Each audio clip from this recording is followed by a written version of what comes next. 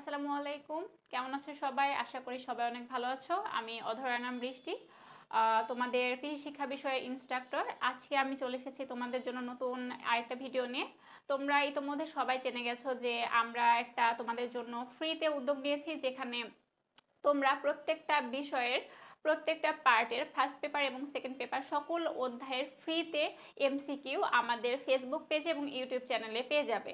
So তোমরা যারা আমাদের ইউটিউব চ্যানেলে থেকে আমাদের এই ভিডিওটা দেখছো এবং আজকেই নতুন এই ভিডিওটা দেখছো অথবা আমাদের ইউটিউব চ্যানেলটাকে সাবস্ক্রাইব করোনি, তারা আমাদের ইউটিউব চ্যানেলটিকে সাবস্ক্রাইব করে বেল বাটনে ক্লিক করে রাখো, যাতে পরবর্তী ভিডিও আপলোড হওয়ার সাথে সাথে তুমি ইনফরমেশনটা পেয়ে যাও। আর যারা আমাদের ফেসবুক পেজ থেকে এই ভিডিওটা দেখছো, তারা অবশ্যই আমাদের ফেসবুক পেজটাকে ফলো করে দিবে, ঠিক আছে?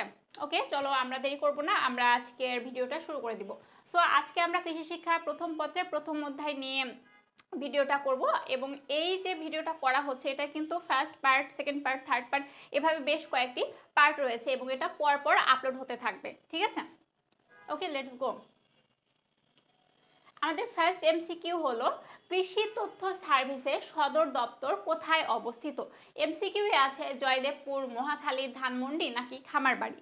এখানে দেখো যে আমাদের একটা তথ্য সেন্টারের অবস্থান সম্পর্কে জানা হয়েছে, যে কৃষি তথ্য সার্ভিস যেটা একটা সদর দপ্তর আছে সেটা কোথায় অবস্থিত। উত্তরটা হবে, আমাদের কৃষি তথ্য সার্ভিসের সদর দপ্তর হলো খামারবাড়িতে। তোমাদের জন্য দ্বিতীয় এমসিকিউ হলো, বাংলাদেশের কৃষি বিশ্ববিদ্যালয় কত সালে প্রতিষ্ঠিত হয়? 1957 সালে, 1961 সালে, 1965 সালে নাকি 1999 সালে। উত্তর হবে, বাংলাদেশের কৃষি বিশ্ববিদ্যালয় প্রতিষ্ঠিত হয় 1961 সালে। আমাদের পরবর্তী এমসিকিউ, বাড়ি এর প্রধান কার্যালয় কোথায়? জয়দেবপুরে, মহাখালীতে, ধানমন্ডিতে নাকি গাজীপুরে। উত্তর হবে, বাড়ি এর প্রধান কার্যালয় হলো গাজীপুরে। নিচের কোনটি দানা জাতীয় ফসল? সূর্যমুখী, কাউন, শনপাট নাকি মেস্তা। এখানে একটা ফসলের নাম বলা হয়েছে যেটা দানা জাতীয়। দানা জাতীয় ফসল কোনগুলো, এগুলো তো তোমাদের ক্লাসে অলরেডি পড়ানো হয়েছে, সো তোমরা সকলে এই অ্যান্সারটা খুব ইজিলি দিতে পারবে। উত্তরটা হলো কাউন। কাউনটা ছোট ছোট ছোট ছোট দানাযুক্ত না, এর জন্য এটা দানাযুক্ত ফসল, ঠিক আছে? ফসলের নতুন নতুন জাত উদ্ভাবন ও উন্নয়ন সাধনের কাজ করে নিচের কোন প্রতিষ্ঠানটি? রাড়ি, বিনা, ব্রাক নাকি বাড়ি। এখানে বলেছে দেখো, ফসলের নতুন নতুন জাত উদ্ভাবন উন্নয়ন সাধনের কাজ করে নিচের যে প্রতিষ্ঠানটি, সেটার নাম হলো আড়াই বা রাড়ি, ঠিক আছে? নিচের কোন প্রতিষ্ঠান কৃষক সভার আয়োজন করে?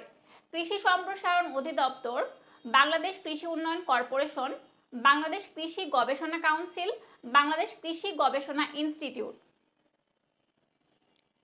উত্তর হবে কৃষি সম্প্রসারণ অধিদপ্তর, যেটি বাংলাদেশের কৃষক প্রতিষ্ঠান কৃষক সভার আয়োজন করে থাকে। অর্থাৎ যে বিভিন্ন গ্রামাঞ্চলে তোমাদের যাদের বাসা, তোমরা তারা দেখে থাকবে যে বিভিন্ন সময় কি হয়, যে মান্থলি অথবা দেখা যায় যে ত্রৈমাসিক, অর্থাৎ 3 মাস পর পর কি হয়, একটা কৃষকদের নিয়ে একটা আলোচনা সভা করা হয়। এটা উপজেলাতেও হতে পারে, গ্রাম পর্যায়েও হতে পারে। এই যে কৃষক সভার আলোচনা করা হয় বিভিন্ন ফসল সম্পর্কে, তাদের সমস্যা সম্পর্কে, এইটা আয়োজন করে কি কৃষি সম্প্রসারণ অধিদপ্তর, ঠিক আছে?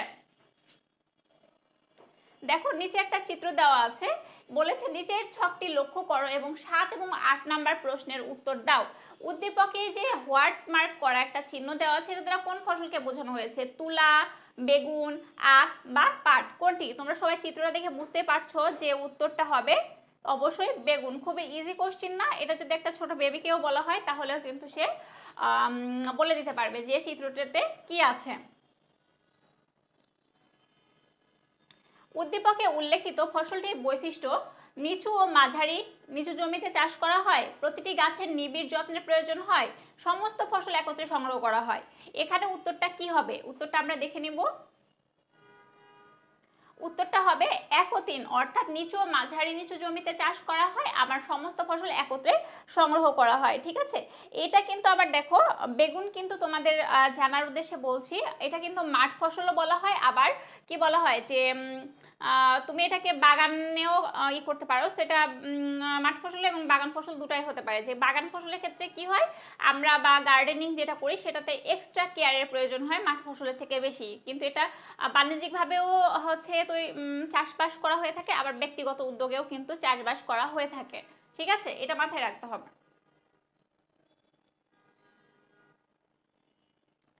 ওকে, দেখো তোমাদেরকে আরো একটা মানে খুশির খবর বলি, সেটা হলো যে আমাদের পেজ থেকে তোমরা যারা আমাদের ভিডিও দেখছো, আমাদের কার্যক্রম সম্পর্কে তোমরা সকলেই জানো, অলরেডি কিন্তু 2টা কোর্স লঞ্চ করা হয়েছে। সেই কোর্সগুলো হলো, একটা হলো ইংরেজি কোর্স এবং আরেকটা কি কোর্স, তোমাদের সাবজেক্টিভ কোর্স, অর্থাৎ হলো যে আর্টস এবং মানবিক বিভাগের জন্য।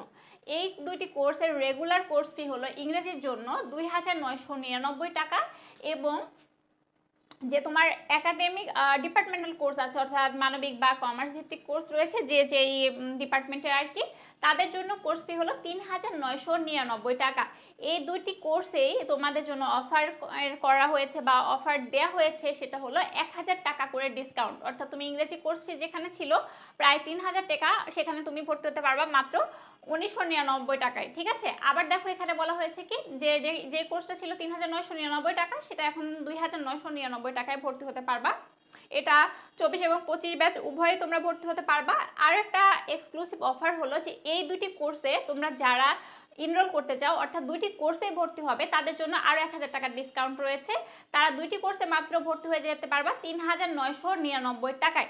ঠিক আছে, এবং তোমরা যারা কোর্সে ভর্তি হতে চাও তারা সকলে স্ক্রিনে একটা নাম্বার দেখতে পাচ্ছ 01798454198, এই নাম্বারে বিকাশ, নগদ এবং রকেট 3টি মাধ্যমে রয়েছে, তোমাদের যার যেটাতে সুবিধা সে সেটা থেকে আমাদের এই অ্যাকাউন্ট নাম্বারে সেন্ড মানি করে লাস্ট ডিজিটটা বলে দিলে কি হয়ে যাবে, তোমার ভর্তিটা কনফার্ম হয়ে যাবে। এছাড়াও তোমরা যারা কোর্স সম্পর্কে আরও ডিটেলসে জানতে চাও, তারা স্ক্রিনে দেওয়া হোয়াটসঅ্যাপ নাম্বারে যোগাযোগ করে কিন্তু তোমার ভর্তি রিলেটেড যে কোনো তথ্য পেয়ে যেতে পারো। পরবর্তী এমসিকিউ দেখো, পাটকে মাঠ ফসল বলার কারণ, ফসলের নিবিড় যত্নের প্রয়োজন হয়, ফসলের লাভ ও ব্যয়ের অনুপাত বেশি হয়, সমস্ত ফসল একত্রে পরিপক্ক সংগ্রহ করা হয়, ফসলের মূল্য মৌসুমের শুরুতে বেশি হয়। উত্তর হলো, পাটকে মাঠ ফসল বলার কারণ হলো সমস্ত ফসল একত্রে পরিপক্ক ও সংগ্রহ করা হয়ে থাকে। ফসল ও অন্যান্য কৃষি সম্পদ উৎপাদনের বিজ্ঞানসম্মত পদ্ধতিতে কি বলা হয়? কৃষি, কৃষি সেবা, কৃষি প্রযুক্তি নাকি কৃষি গবেষণা? উত্তর হবে, ফসল ও অন্যান্য কৃষি সম্পদ উৎপাদনের বিজ্ঞানসম্মত পদ্ধতিকে কৃষি বলা হয়ে থাকে। বিশ্বের সবচেয়ে পুরনো ও বৃহত্তম শিল্প কোনটি? কুটির শিল্প, চামড়া শিল্প, কৃষি শিল্প নাকি খনিজ শিল্প? উত্তর হবে, বিশ্বের সবচেয়ে পুরনো ও বৃহত্তম শিল্প হলো কৃষি শিল্প। খাদ্য নিরাপত্তা বিষয়টি সরাসরি কিসের সঙ্গে সম্পর্কযুক্ত? কৃষি অর্থনীতি, কৃষি উন্নয়ন, কৃষি অবকাঠামো নাকি কৃষি গবেষণা বা ব্যবস্থাপনা? উত্তর হবে, খাদ্য নিরাপত্তা বিষয়টি সরাসরি সংযুক্ত রয়েছে কৃষি উন্নয়নের সাথে। মাঠ ফসলের বৈশিষ্ট্য হলো এক বর্ষজীবী ফসল, সেচ ছাড়া অনেক ফসল চাষ করা যায় নাকি নিচু ও মাঝারি নিচু জমিতে চাষ করা যায়? এটা মাঠ ফসলের বৈশিষ্ট্য, যেটা আমরা কিন্তু ক্লাসে এইগুলো প্রত্যেকটা এমসিকিউ এর কিন্তু ডিটেইলস পড়েছি। হ্যাঁ, সো তোমরা যারা আমাদের রেগুলার স্টুডেন্ট, আমাদের ক্লাসগুলো করো, তারা কিন্তু খুব ইজিলি অ্যান্সারগুলো বলে দিতে পারবে অ্যান্সার আসার আগে যে এক্স্যাক্টলি অ্যান্সারটা কি, কারণ এগুলো তোমাদেরকে ক্লাসে খুব সুন্দরভাবে পড়ানো হয়েছে। মাঠ ফসলের বৈশিষ্ট্য হলো এটা এক বর্ষজীবী ফসল, সেচ ছাড়া অনেক ফসল চাষ করা যায় এবং নিচু ও মাঝারি নিচু জমিতে এটা চাষ করা হয়ে থাকে, অর্থাৎ 3টাই হবে।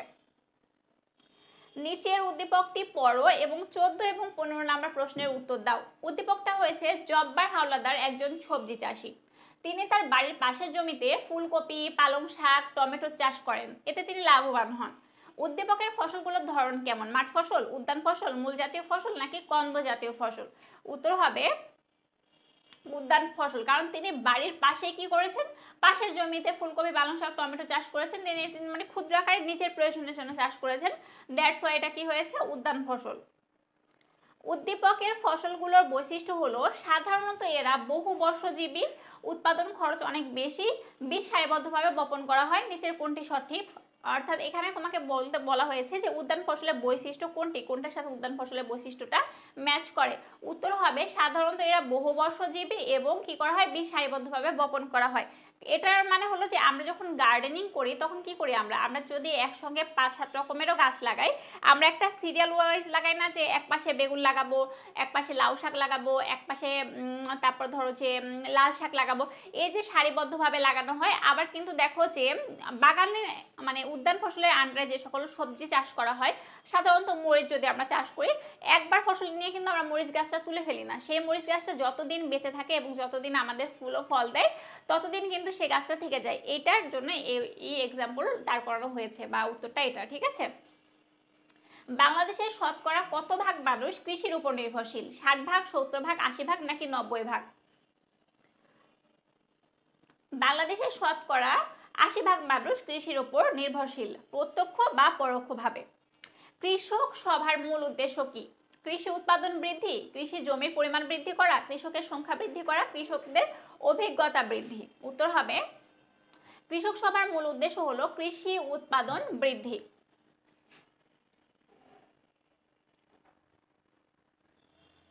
তোমাদের সুবিধার জন্য আমি আরো একবার বলে দিতে চাই যে আমাদের মানে তোমরা অনেকেই কোশ্চেন করো বা দেখা যায় যে বুঝো না বিষয়টা, তো আবারও তোমাদেরকে সুন্দরভাবে বলে দিচ্ছি যে তোমরা যারা আমাদের কোর্সগুলো এনরোল করতে চাও তাদের ক্ষেত্রে বিষয়টা হলো যে আমাদের দুটি কোর্স রয়েছে, একটা হলো ইংরেজি কোর্স আর একটা হলো ডিপার্টমেন্ট ওয়াইজ কোর্স, অর্থাৎ মানবিক এবং বাণিজ্য বিভাগের জন্য। তো তোমরা যারা আমাদের কোর্সগুলোতে এনরোল করতে চাও, আমাদের রেগুলার কোর্স ফি হলো ইংরেজির জন্য 3000 টাকা, অর্থাৎ 2999 টাকা। আর যেটা তোমার মানবিক বা বাণিজ্য বিভাগের জন্য সাবজেক্ট ভিত্তিক কোর্স, সেই কোর্স ফি হলো মাত্র 3999 টাকা। কিন্তু অফারে তোমরা প্রত্যেকটা কোর্সে 1000 টাকা করে ডিসকাউন্ট পাচ্ছ, অর্থাৎ যেটা 2999 টাকা সেটা পেয়ে যাচ্ছ মাত্র 1999 টাকায়, এবং যেটার কোর্স ফি হলো 3999 টাকা সেটা তুমি পেয়ে যাচ্ছ মাত্র 2999 টাকায়। কিন্তু তোমরা যদি আবার ইংরেজি এবং তোমার সাবজেক্টিভ দুইটি কোর্সে একসাথে এনরোল করো তাহলে তুমি কিন্তু এইটা পেয়ে যাবা মাত্র 3999 টাকায়, অর্থাৎ তুমি আরো 1000 টাকার মতো ডিসকাউন্ট পাচ্ছ। কিন্তু তোমরা যদি কেউ মানে পরপর, যেমন আজকে কোর্সে ভর্তি হলা, তারপর তুমি 15-20 দিন বা 1 মাস পরে বলবা যে আমি তো ওই কোর্সে ভর্তি হয়েছি, এখন আমার ইংরেজি কোর্সের দরকার, আমি এই কোর্সে ভর্তি হবো, সেক্ষেত্রে কিন্তু তোমার অফারটা গ্রান্টেড হবে না। তোমাকে দুইটি কোর্সে একসাথে এনরোল করতে হবে, তাহলে তুমি এই অফারটা ক্লিক করতে পারবা বা পেয়ে যাবা, ঠিক আছে। এবং দেখো স্ক্রিনে একটা নাম্বার দেওয়া আছে, এই নাম্বারে সার্বক্ষণিক তুমি হোয়াটসঅ্যাপে তোমার ভর্তি রিলেটেড যে কোনো তথ্যের জন্য প্রশ্ন করতে পারো আমাদেরকে, এবং এই নাম্বারে রয়েছে বিকাশ, নগদ এবং রকেট।